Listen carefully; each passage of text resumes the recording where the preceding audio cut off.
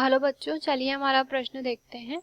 हमारा प्रश्न है, निम्नलिखित में अंतर कीजिए। रजोदर्शन मीनार तथा रजोनिवृत्ति मीनोपोज। तो अगर इस प्रश्न की हम यहाँ पर बात करें तो सबसे पहले हम यहाँ पर देखते हैं इस प्रश्न की मुख्य अवधारणा को। तो इस प्रश्न की मुख्य अवधारणा के अंतर्गत हम यहाँ पर कह सकते हैं कि सामान्य रूप से यहाँ पर जो प्राइमेट होते हैं, तो प्राइमेट के अंतर्गत यहाँ पर जो है विशिष्टीकृत यहाँ पर जो है कुछ क्रियाएं चलती है। तो प्राइमेट के अंतर्गत यहाँ पर जो प्राइमेट में मादा होती है उनके अंतर्गत यहाँ पर जो है मासिक रूप से या फिर हम यहाँ पर कह सकते हैं कि वार्षिक रूप से यहाँ पर एक क्रिया चलती है जिसे हम यहाँ पर मासिक धर्म के नाम से जानते हैं। अगर मासिक धर्म की हम यहाँ पर बात करें तो इसके अंतर्गत हम यहाँ पर कह सकते हैं कि मादा के अंतर्गत जो अंडाशय होता है, तो अंडाशय यहाँ पर प्रति माह जो होता है सामान्य रूप से एक अंडाणु को मुक्त करता है। अब जब अंडाणु यहाँ पर मुक्त किया जाता है तो अंडाणु के मुक्त करने के लिए हम यहाँ पर कह सकते हैं कि निषेचन की क्रिया संपन्न होने वाली होती है, इस वजह से इसे मुक्तिकरण किया जाता है। परंतु अगर निषेचन यहाँ पर संपन्न नहीं होता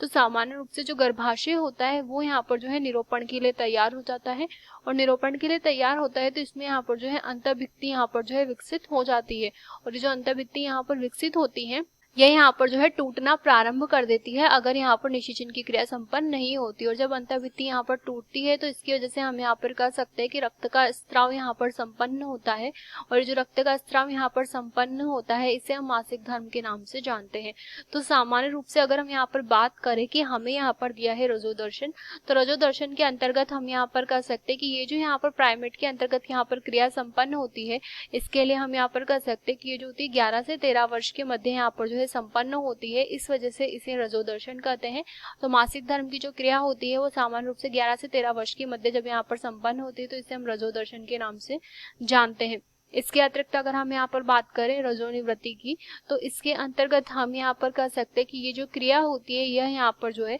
इसकी एक सीमा होती है, और सामान्य रूप से यहाँ पर जो है स्त्रियों के अंतर्गत ये 40 से 50 के मध्य वर्ष के मध्य यहाँ पर जो है रुक जाती है। तो मासिक धर्म की जब क्रिया यहाँ पर रुकने की जो अवस्था होती है उसे हम यहाँ पर रजोनिवृत्ति के नाम से जानते हैं। आशा करते हैं आपको ये प्रश्न समझ आया होगा। धन्यवाद।